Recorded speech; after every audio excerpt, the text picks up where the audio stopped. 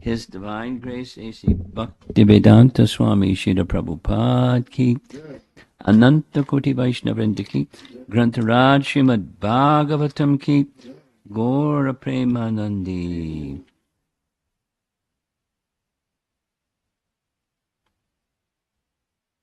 Om Namo Bhagavate Vasudevaya.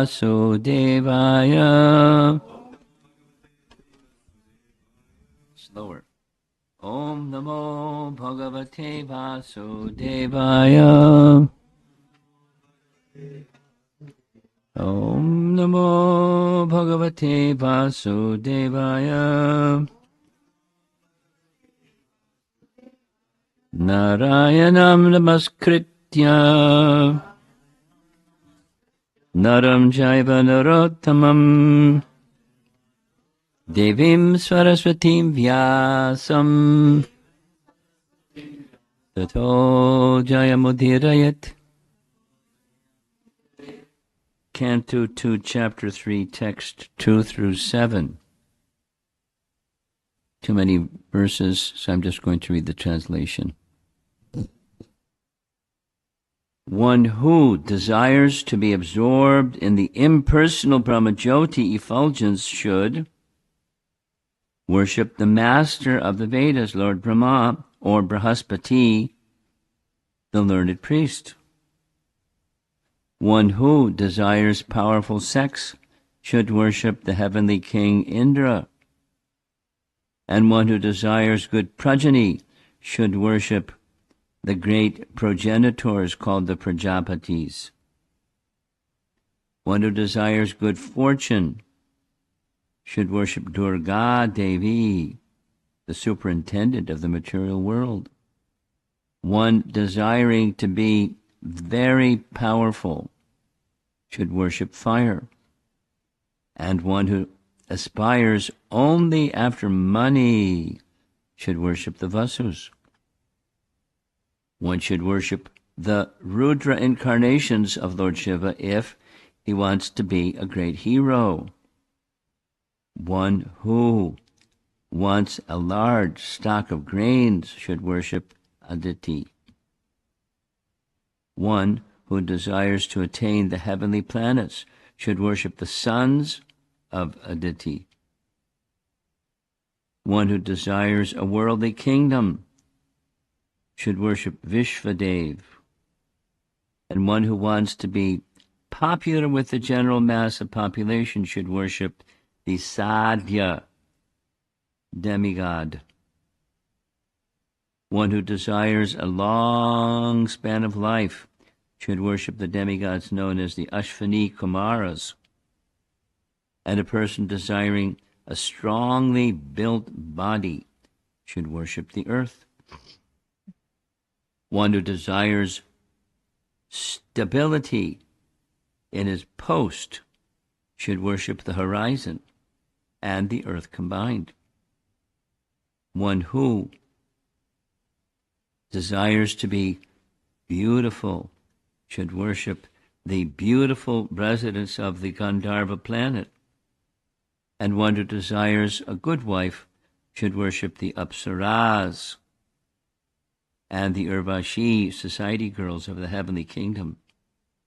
One who desires domination over others should worship Lord Brahma, the head of the universe. One who desires tangible fame should worship the personality of Godhead. And one who desires a good bank balance should worship the demigod Varuna. If one desires to be a greatly learned man, he should worship Lord Shiva, and if one desires good marital relation, he should worship the chaste goddess Uma, the wife of Lord Shiva. Purport. Long list, huh? Lots of wants. There are different modes of worship for different persons desiring success in particular subjects. The conditioned soul, living within the purview of the material world, cannot be an expert in every type of materially enjoyable asset, but one can have considerable influence over a particular matter by worshiping a particular demigod, as mentioned above.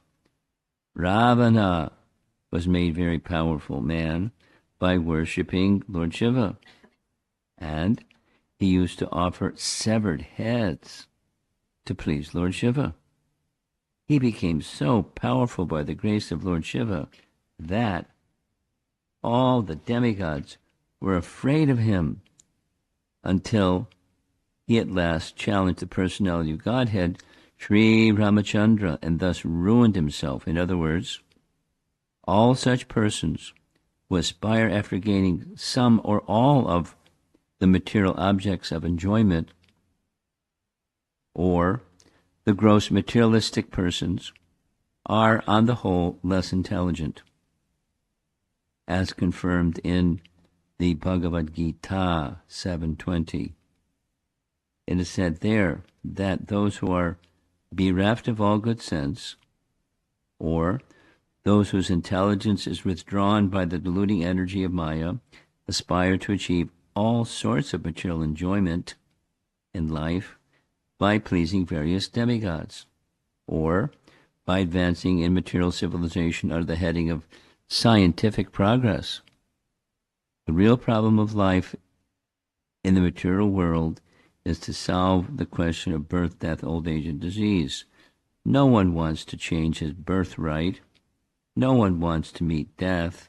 No one wants to be old or invalid, and no one wants diseases. But these problems are solved neither by the grace of any demigod nor by the so-called advancement of material science. In the Bhagavad Gita, as well as in the Srimad Bhagavatam, such less intelligent persons have been described as devoid of all good sense. Shukadeva Goswami said that out of the 8,400,000 species of living entities, the human form of life is rare and valuable. And out of those rare human beings, those who are conscious of the material problems are still rarer, and still more rare persons are those who are conscious of the value of Srimad Bhagavatam, which contains the messages of the Lord and his pure devotees. Death is inevitable for everyone, intelligent or foolish. But Parikshit Maharaj has been addressed by the Goswami, that's Shukadev, as the Manishi, the man of highly developed mind, because at the time of death, he left all material enjoyment and completely surrendered unto the lotus feet of the Lord by hearing his messages, the Lord's messages, from the right person, Shukadeva Goswami. But aspirations for material enjoyment by endeavoring persons are condemned.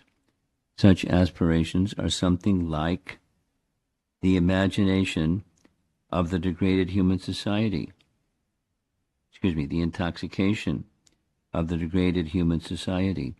Intelligent persons should try to avoid these aspirations and seek instead the permanent life by returning home back to Godhead.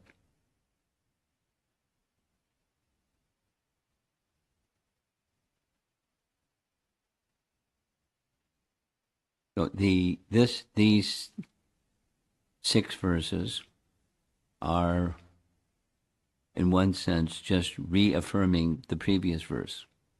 The previous verse is where Shukadeva Goswami is expressing, I've already given an answer to your question. And what's that highest aim of life? What should one who is about to die, what should they aspire for, hear, chant, remember, etc.? So he's already answered from the first 2 chapters, and now here's just reaffirming. Now the verse itself does not, the only explicit reference to worship of the personality of Godhead is one who desires tangible fame, but tangible anything. Tangible meaning it's substantial, it's real, it's not imaginary, but tangible. Of substance. So anyone who desires something of substance, of whatever the category might be. Here it's mentioned as fame, but tangible anything. That's the personality of Godhead.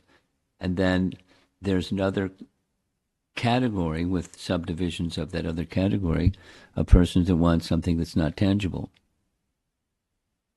fame or otherwise. And that's, the ephemeral. And there's a procedure. It's something like, rather than explicitly saying this, it's something like the explicit statement that the Vedas are compared to a desire tree, kalpavriksha. And a desire tree is a very unique kind of tree. it provides everything. So most trees can't do that. Most trees, at best, they can produce something. Let's say a fruit tree. And they can produce a fruit of a certain type. But a kalpavriksha can provide, and it's only during a certain season. And a kalpavriksha, doesn't matter the season, doesn't matter what the fruit. A kalpavriksha, desire tree, can produce any amount of fruit at any time of the year, in any season, of any quantity. Similarly, the kalpavriksha of the Vedas has a major portion of karmakanda division of the Vedas that says what this verse says. If you want this, you do this. If you don't want that, you do that. So there's procedures in the karmakanda division. It's not, worship entails procedures and rules and paraphernalia and a qualified brahmana and fire and so forth. So, but the principle is worship of. And so there are personalities authorized to distribute this or that or the other part of the desire tree. So rather than listing, it's a long list.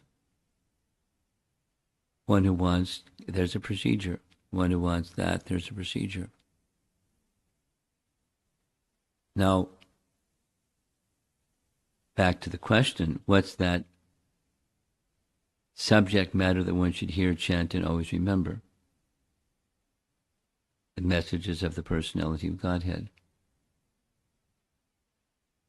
So, for a regular reader of the Bhagavatam, it's pretty simple. It's very straightforward.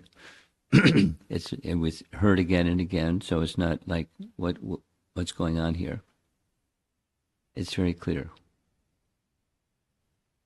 And one of the methods of education is to say, here's what it is and here's what it's not.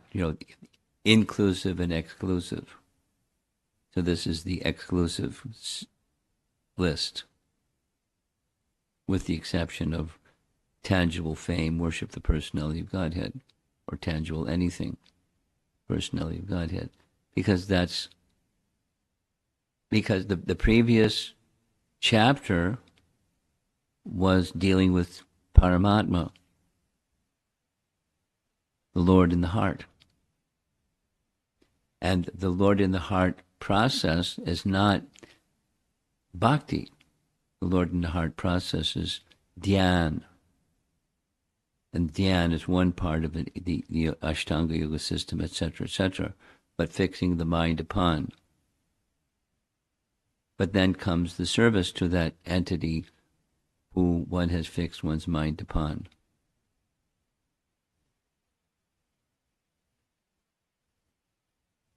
And then processes of that bhakti activities, those bhakti activities. And that's Bhakti Rasamrita Sindhu. What is bhakti made up of? So back again, this is describing what bhakti is not, because the title of the chapter is Pure Devotional Service, Change of Heart. So change of heart meaning transitioning from Paramatma to Bhagavan and serving him as the one's purpose of life. So the other purpose, meditation upon Vishnu within the heart, that's also arduous. And who knows how long and how difficult, and restraining the senses and all those things that are involved when properly executed the Ashtanga Yoga system.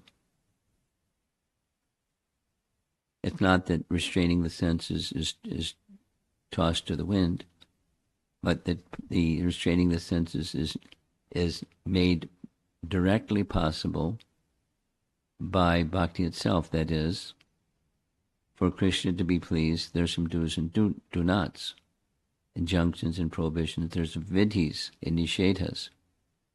and you do the vidhi, you follow the vidhis, and you avoid the nishedas. And that's controlled. But the control is bhakti. The force of control is bhakti, so that Krishna is pleased. And avoiding that which is displeasing.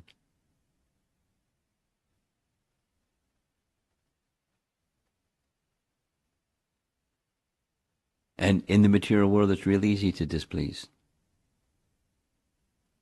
others. What to speak of the Supreme Lord? It's real easy. It's like easy. Every day, throughout the day, and then the next day, and then our lifetime. Easy.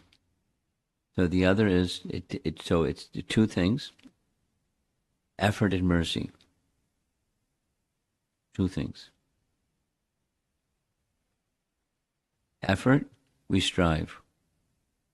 However, our striving is not effective. It's not fully effective. We've been hearing this in our evening class. Not fully effective. And not fully effective can be made fully effective by mercy, by blessings, and then the not fully effective can be effective. That which, if one is destined for something by past activity, karma, that karma can be changed by effort and mercy. And even especially important is mercy, even with or without the effort, by mercy. Krishna can change everything, even that which is not to be changed, karma that's not to be changed. We'll hear something about this tonight.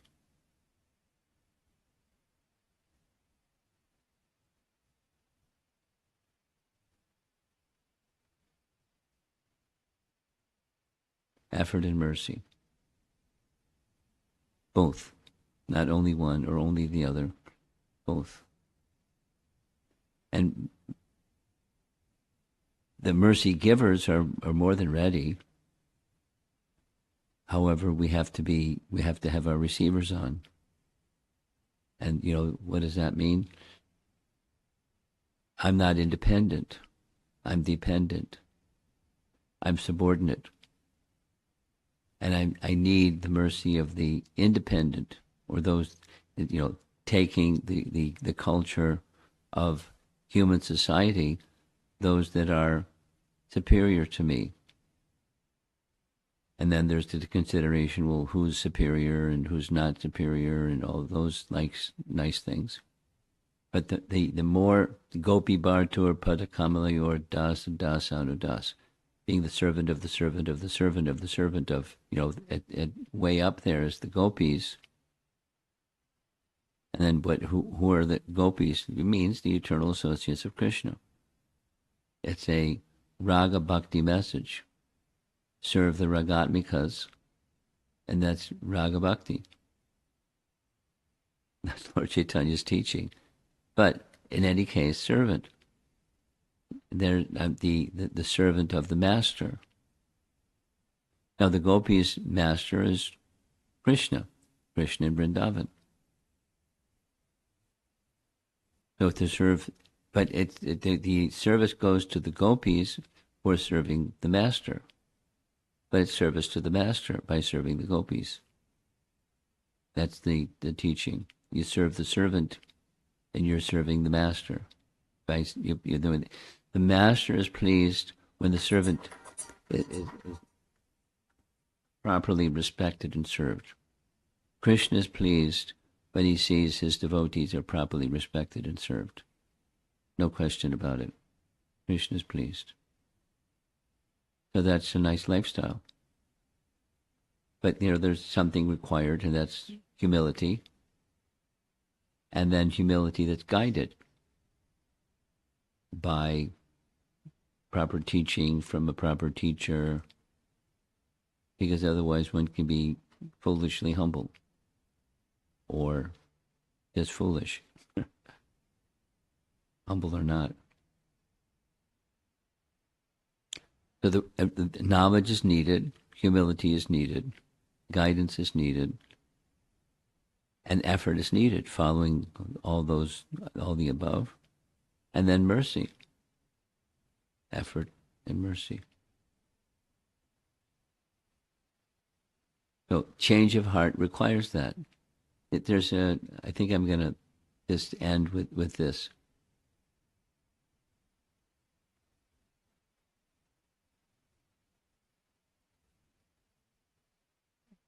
Prior to the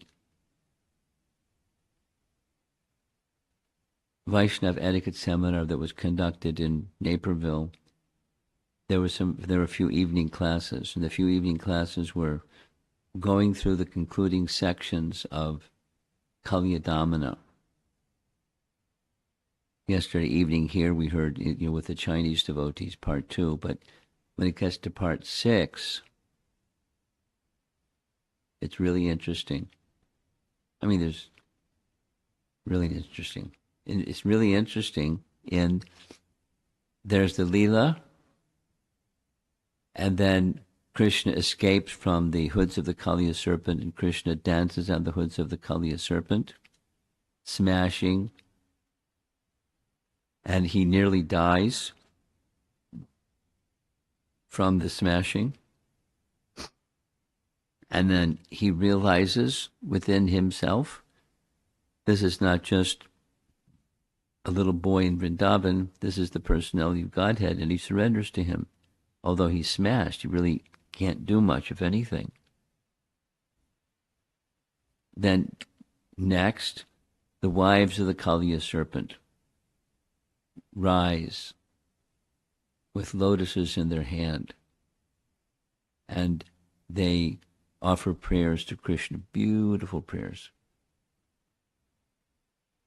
And the punchline of their beautiful prayers, beautiful means super transcendental. They went to a pretty good Gurukul, those ladies.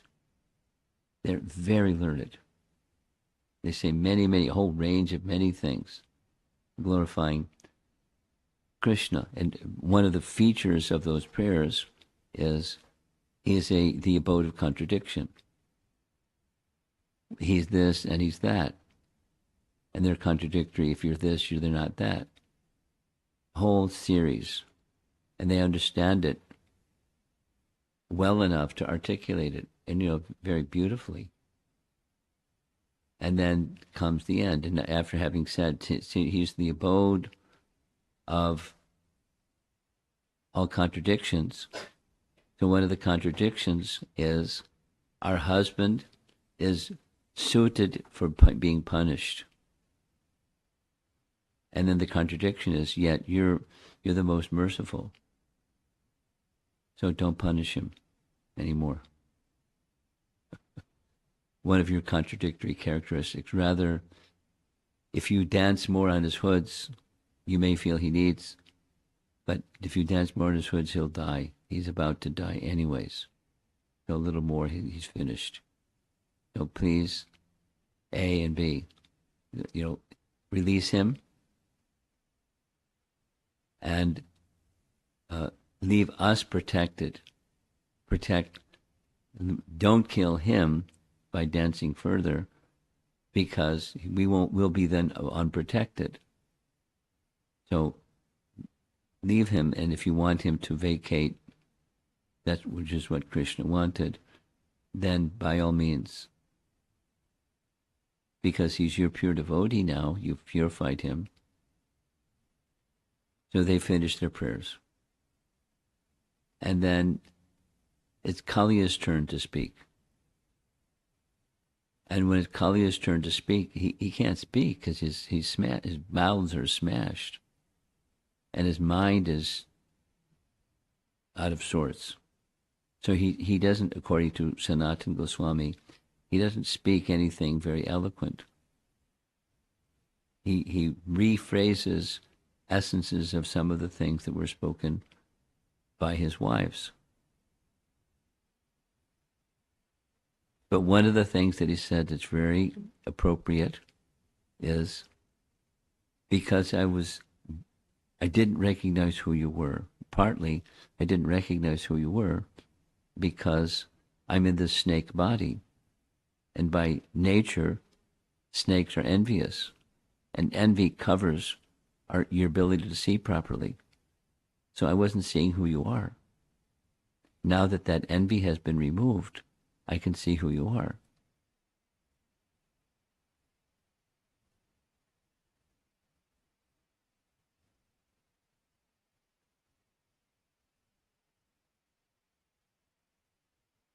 And with that, he again says what his wife said. You're the supreme independent. You can deal with me whatever you like. You continue to punish me, or you can forgive me and relieve me of this burden of my past misdeeds, and lots and lots and lots, and long period of time of misdeeds, of bringing death to residents of Vrindavan. That's like murdering residents of Vrindavan is very serious business. So you can do with me whatever you like.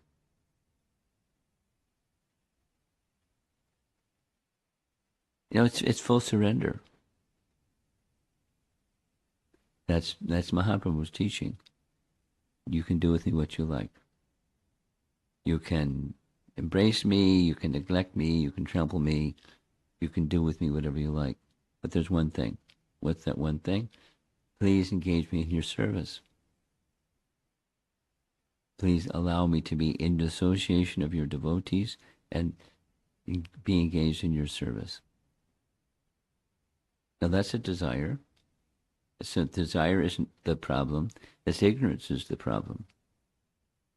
And the root of ignorance brings many coverings, including envy. It's a very strong type of ignorance.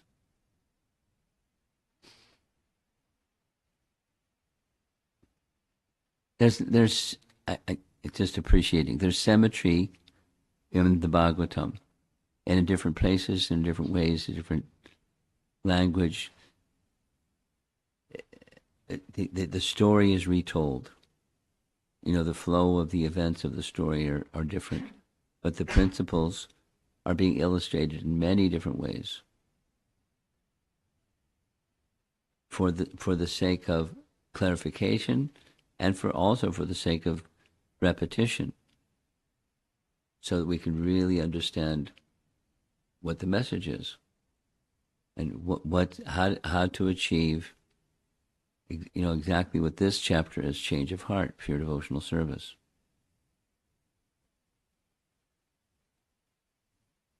And the Bhagavatam is that sound vibration or literary incarnation of the Supreme Person, so that one can be carried away from the contamination and towards perfection, up to the stage of perfection.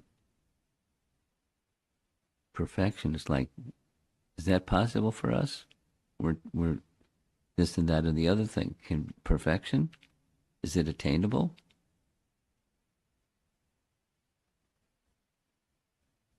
And the answer is yes. But it takes effort and mercy.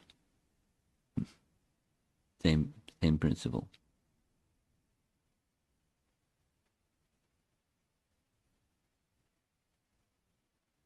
So Prabhupada is saying that that there's the second verse of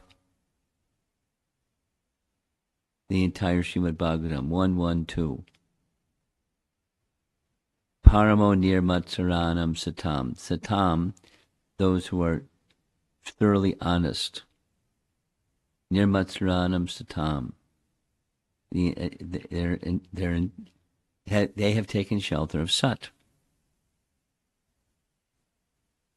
This Bhagavatam is to help bring people to that position, and for those who are in that position, that is relishable, and exquisitely relishable by those who have that qualification. And if you don't have that qualification, it can bring you to that qualification. Perfect. I mean, that's what or through the medium of Vyasadeva, and then his son Shukadeva Goswami, this stage of perfection is being extended. It's, and who are we? It's such mercy for persons who are unqualified and tiny and distracted and wrongly directed, misguided. Kali Yuga folks. So it's rare to get that which is being offered, and how many people get the opportunity to get this message in this very clear way.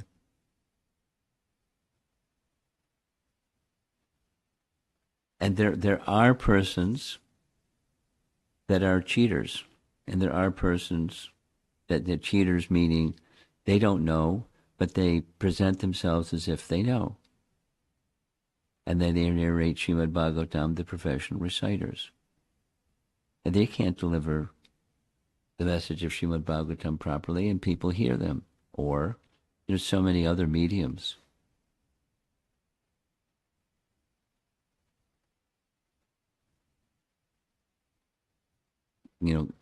Movies or comics or, portrayals of Mahabharata, Bhagavad Gita, Ramayana that are just, they're not at all factual. But they're popular, and so people hear or become familiar with this version, that version. They think that's it. I had this experience in Naperville when I was there. I visited a program in Northern Illinois University, which is further north and west from Naperville. And there's a regular club there. And at the end of the presentation of this regular club, one fellow came forward with a question. And he said, why is it that when Ajamila uttered Narayana just 3 times, he achieved moksha? And I asked him, where'd you hear that one? He said, my grandfather. So he went on, his grandfather used to narrate Srimad Bhagavatam, his version. And I said, it's, you're fortunate at the same time unfortunate, because you've understood something that a doubt in your mind. But that's not how it happened. Here's how it happened. And I went through how it really happened, and then he just was stuck with what he heard from his grandfather. It went 3 times around what my grandfather said. But that's not how it happened. Without all the details of how it did happen. So hearing from the wrong source is problematic, because then one has a conception, and one may practice or live or carry that conception by association. Same principle as in Bhagavad Gita. The mind carries different conceptions of life, like the air carries aroma. You hold a conception, and he has faith in his grandfather. His grandfather must have been very affectionate and learned person. So he looked up to him, and he heard from him, and that's it. The point is, it's how fortunate are we, who can say, to hear from the right source through disciplic succession. And there's a way for those who are a little experienced. The Bhaktivedanta purports are not his creation. He's, in simple language, restating something that's within the Bhagavatam verses itself, or our previous acharyas, and our previous acharyas drawing upon other references from other Puranas, etc., or their personal experience and realizations of Krishna Lila and other Leelas. So Prabhupada just distilled it, sometimes referring where something was drawn from, So there's the authority, the statement of authority behind what he says, and others not necessarily mentioning it.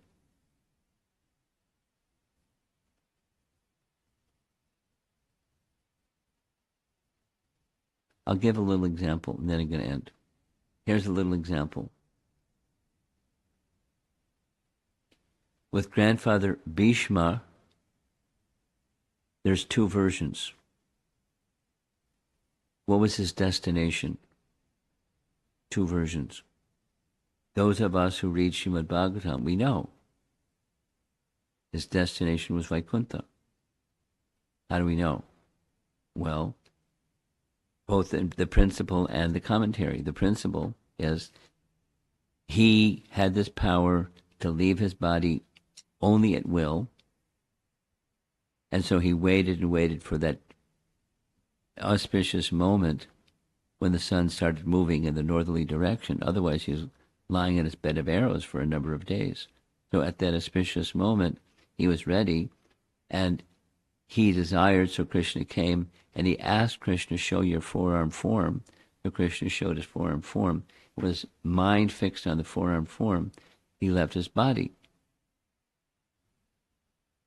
So in principle, yam yam vapi smaran bhavab chachat ante kalevaram.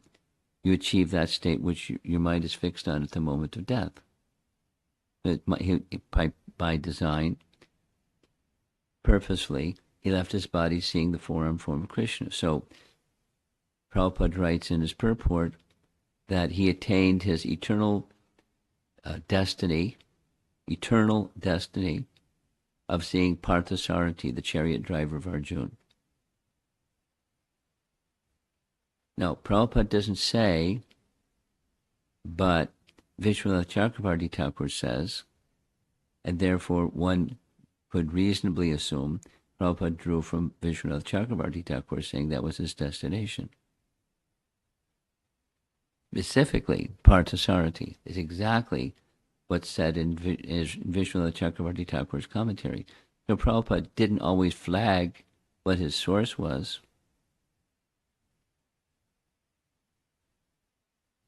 but he did in simple language, so it made it, very smooth and palatable and easy. But that, it didn't change any of the teachings. He just made it really simply and easy for us.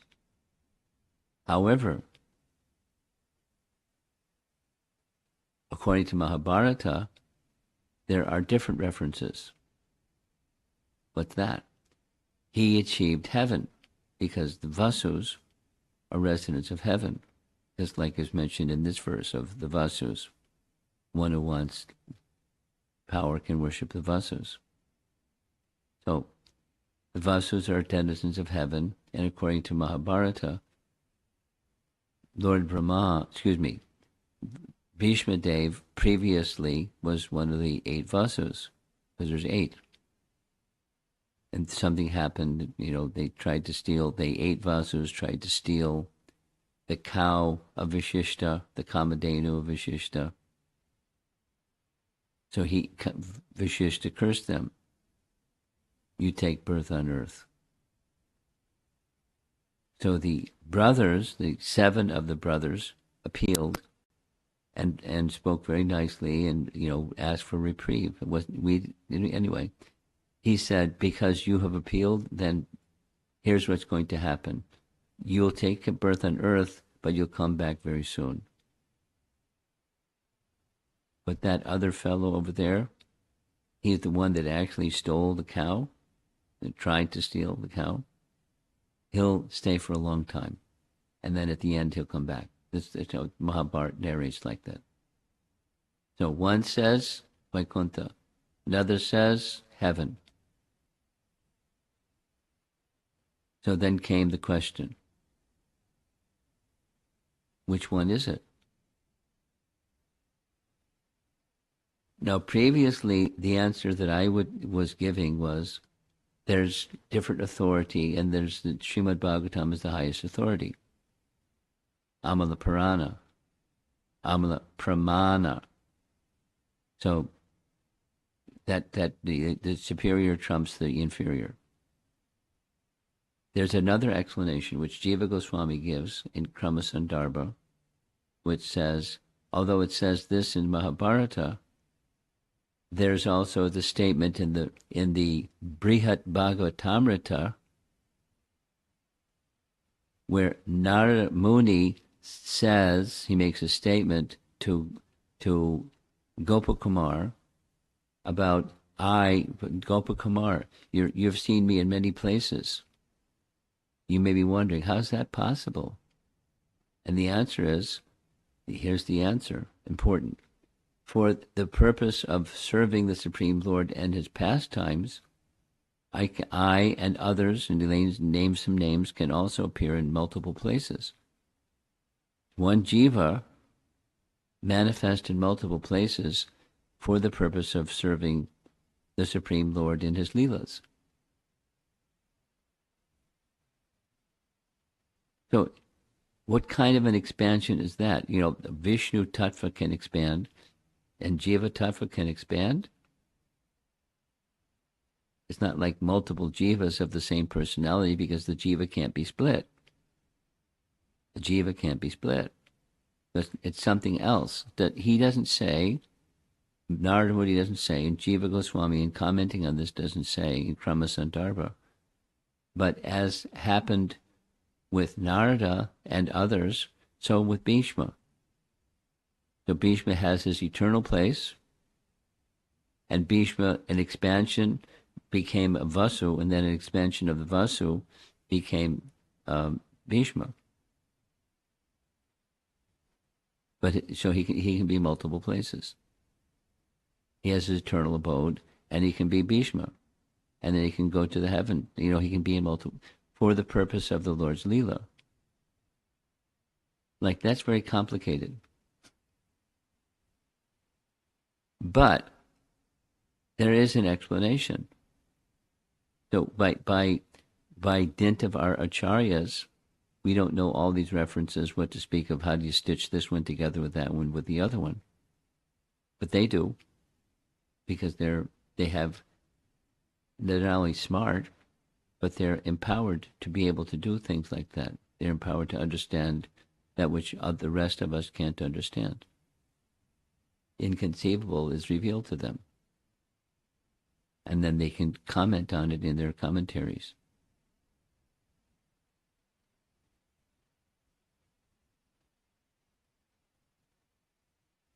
So what am I doing? All of that is interesting. What's the purpose of that interesting series of sound vibrations? There's a mystery to the personality of Godhead and his pastimes. And according to Bhagavad Gita, one who can understand that mystery, Chakva Deham Purnarjanma Na. To understand Krishna means no more birth. So to understand Krishna, how do you understand Krishna? There's only one way, that's pure devotional service, and in association of those who are engaged in pure devotional service, and hearing from the right authority, then we can understand things, at least notionally, and then as we advance further, factually. That's the benefit. No more material. That's nirvana. No more material sojourning. Finished. That's how Prabhupada ends the purport. Back home, back to Godhead.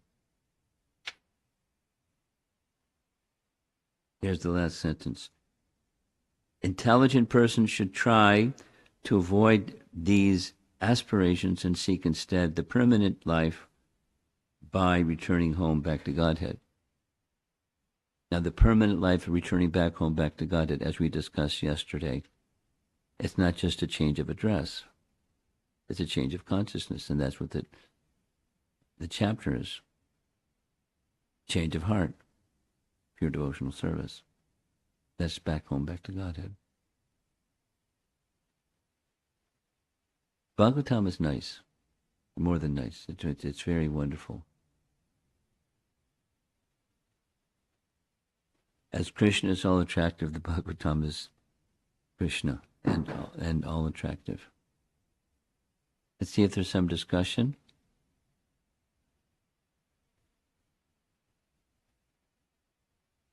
$8.25. Go ahead. Hare Krishna Guru Maharaj. Maharaj, you mentioned about the mind. Also, we have to put our effort and to receive the blessings. I was contemplating on that, and like how much sometimes our mind becomes exhausted. So how much it depends upon the situations and also for what we are trying to put the effort. But my question is, how not to feel that exhausting, or how the time frame that we can work on it. How do you understand that part? Could you say it again? Because the language of your question is not clear. So, keep it simple. Okay. Keep it real simple. So effort, and to receive the blessings, we have to put effort. So my question is that effort, when we are trying to put it, we become sometimes, our mind, feels so exhausted. So how do we avoid being exhausted? Yeah. Well, it's simple. You're not the doer. If you think you're the doer, then it's easier to become exhausted. But if you're not the doer, you're the servant. And then you're looking to the master for the strength for the effort, including the effort, the direction of the effort and the purpose of the effort, but the strength. And the supplier of strength is endless. But so back to your question, if I'm thinking independent effort, that's when one can easily become exhausted at some point in time, at least. Even if one is very strong, one will become exhausted. And the opposite, or the antithesis of that kind of an effort, is while I'm making an effort, I'm depending upon the source of effort making, the source of everything.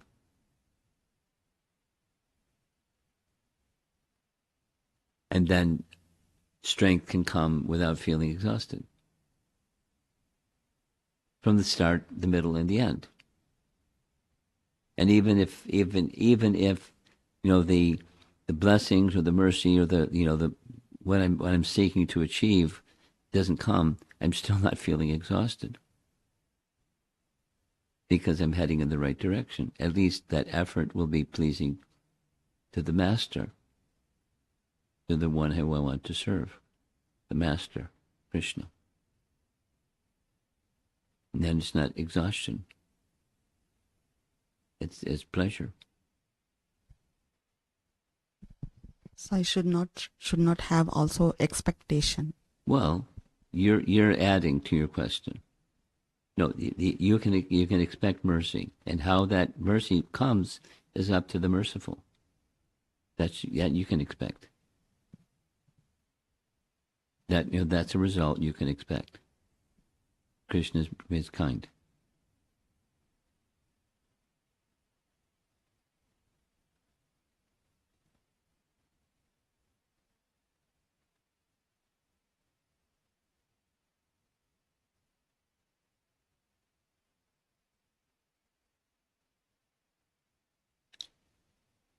In the last few days, a message came from a devotee that for 30 years lived in a small apartment in New York City as a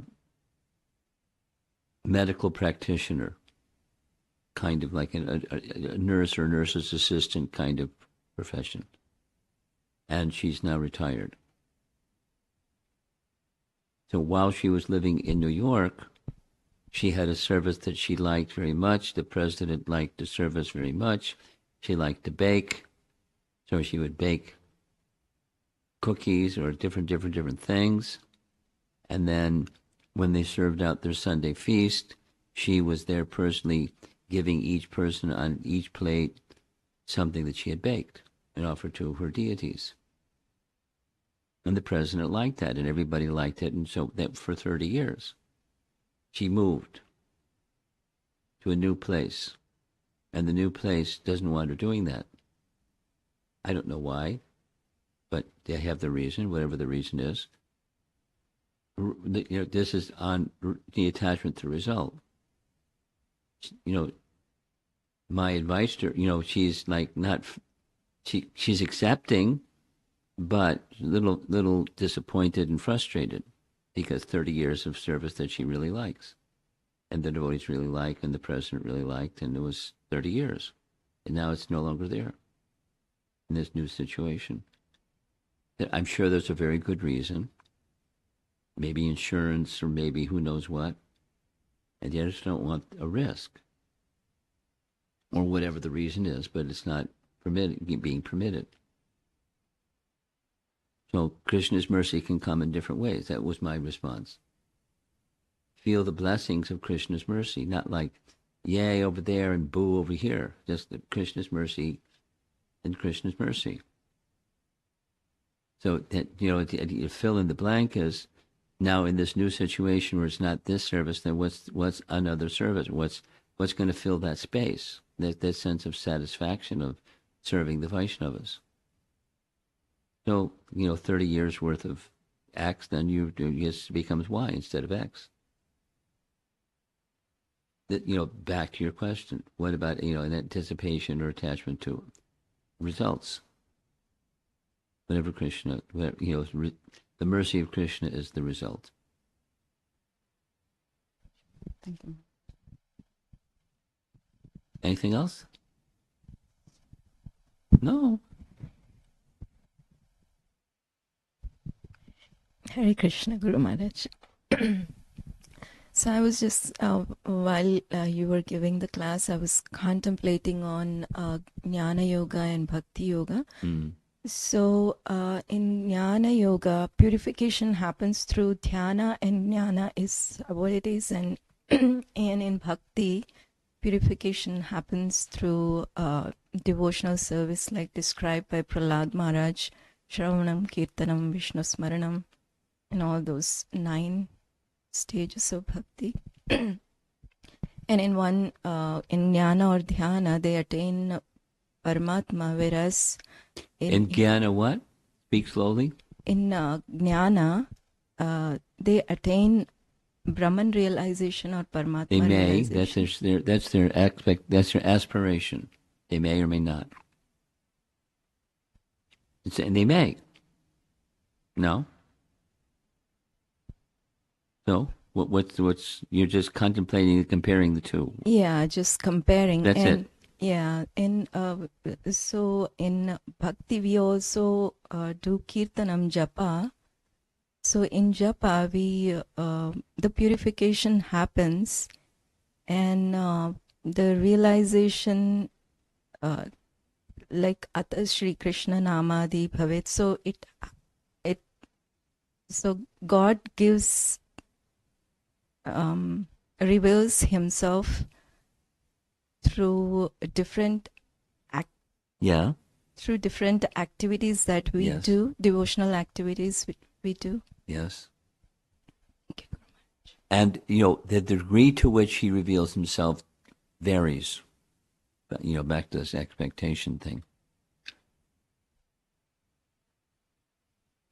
Mercy we can expect. Krishna revealing himself, that's up to him. So progressively or incrementally or partially, or it's in his hand. That much we can expect. And then what beyond that, it's in his hand. That's the position of the devotee, of the bhakta. Looks like we're finished. Anything? Yeah.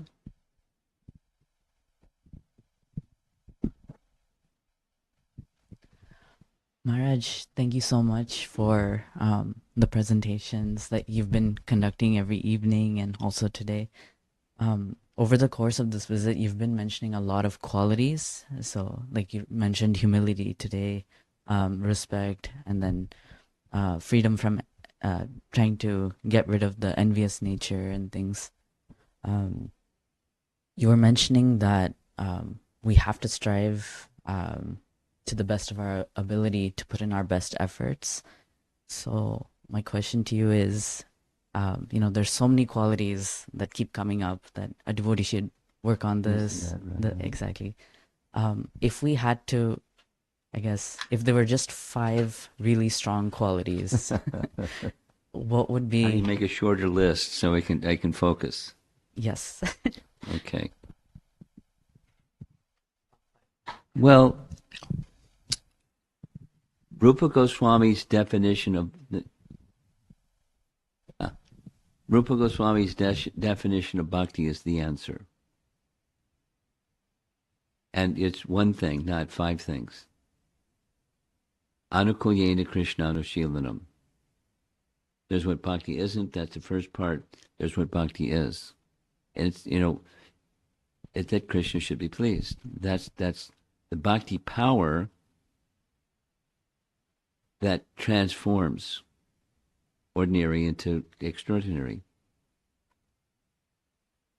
or material to spiritual, or from our position of bondage to the position of no longer under bondage. It's that Krishna is to be pleased. And then, so if you want a nice list, if you like lists, then the Sharanagati principles, which Bhaktivinoda Thakur has identified, and it's from the scripture, and he's written songs about it. There's accepting things favorable, rejecting things, there's subdivisions. But the power of each of those subdivisions is one thing. Krishna is to be pleased. There's love. The servant and the master, what does the master want? And align ourselves, let me align myself to what Krishna wants. And then as I read and associate, I'm tuned into what does Krishna want, and trying to realign my wants with what Krishna wants. And sometimes there's a good match, and sometimes not the best match. And it's good to recognize, where's the resistance. So you just stay focused on the one thing. Krishna is to be pleased. Making choices, both on the physical and the mental level, such that Krishna is pleased. Like we heard, for example, like we heard last night, the Shravan Kumar father, and some misfortune came. So why? So some mental offense, perhaps, not properly respecting. He doesn't detail what does Scripture say, what does proper respect of a Vaishnava mean. Doesn't give that detail, but it's a principle. So that's pleasing to Krishna. Respecting a Vaishnava is pleasing to Krishna. That's you go just right to the top. Pleasing Krishna.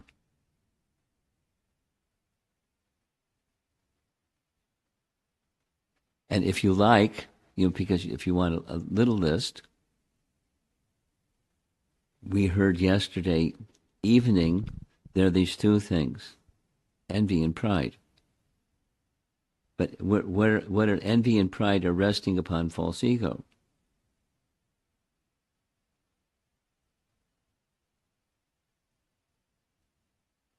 And they get the envy and pride get their strength from false ego.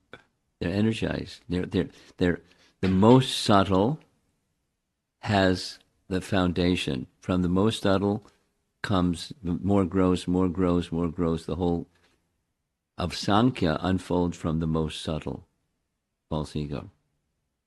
All the elements and the mixture of the elements is resting upon false ego. Without false ego, we don't have the other 23 elements. They're resting upon the most subtle is the source, and the features of the mind, these two are most fundamental: pride and envy. And then there's different manifestations of pride and different manifestations of envy.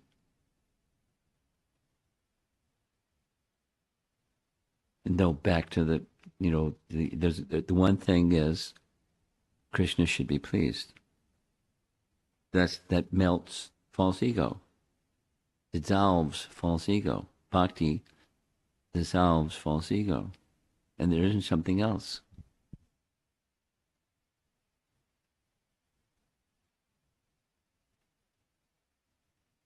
So Krishna should be pleased, and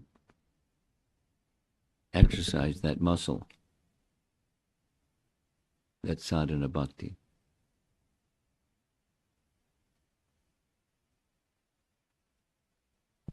Maharaj, this is related to the topic of paying obeisances to spiritual master in temple in front of deities. Yeah, what about it? Yeah, so if my recollection is not wrong, and I apologize if I'm misstating it, I remember hearing one pastime where one Mataji was offering arti to the deities, and Srila Prabhupada entered the temple room. He saw the arti, pay obeisances, went back. I narrated that. It's Yes, Rukmini. you narrated. Rukmini, yeah, I was not knowing name. So and she asked Prabhupada later, did I do the right? And he says, yeah, you did the right. So it's totally 180 degree.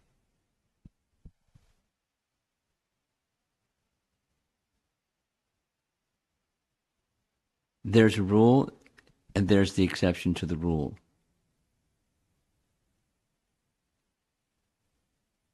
There's another rule. When you're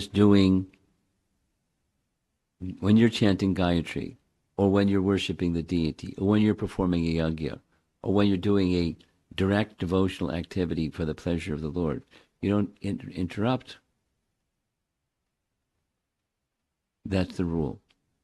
The exception to the rule is when in comes, Brihaspati came into the middle. So, or this example of Rukmini.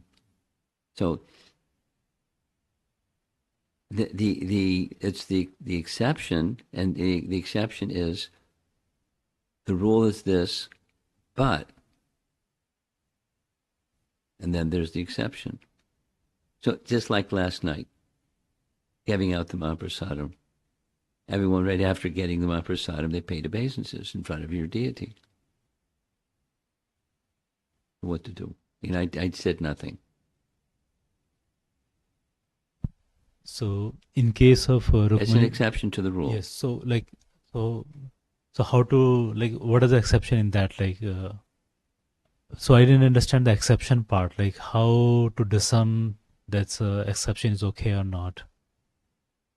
I don't understand your question. What makes an exception as what makes the rule? That's your question? Rule is clear. It's mentioned in Shastra that it's a rule. But how that Rukmini Mataji stopping Arti and paying obeisances, that exception was okay exception? Because the rule says this and the exception says that. So now, how do you apply the exception? That's the question. Yes. You follow the rule.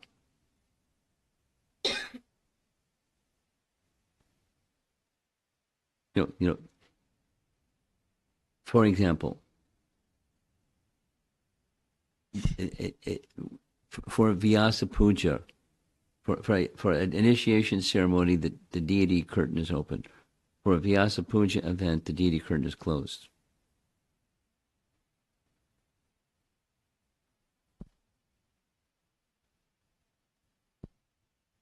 So in this You case, follow the rule. yes, I got it. So in this case, like when the initiation is happening, so there can be I see that exception, known exception, like when initiation is there, DT curtain is open because you have to take blessing of DTs. Yeah. Then take you vow pay before the obeisances deities. to spiritual master and read your vow. So that's like well-defined exception to the rule. But something prompt like Rukmani Mataji case, how do we know that, see that, what is the reference to that as a valid exception? Well, she asked her guru, and her guru said.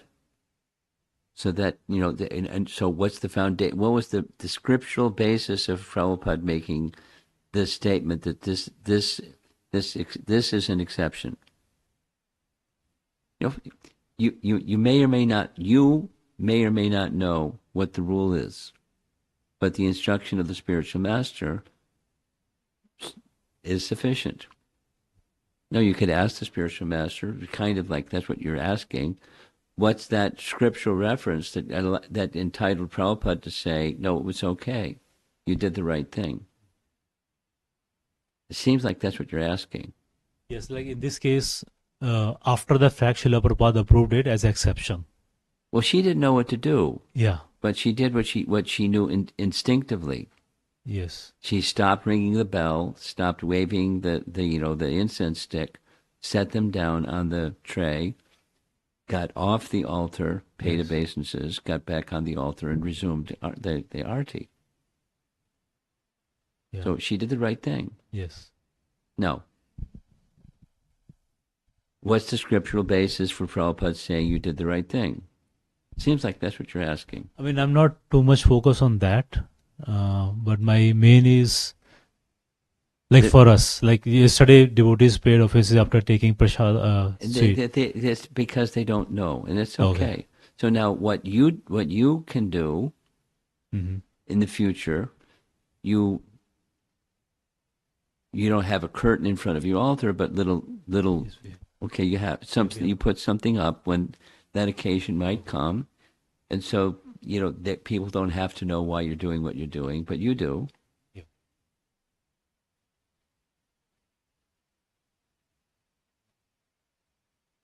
I think I'm gonna end. I'm gonna end. See the Prabhupada ki jai.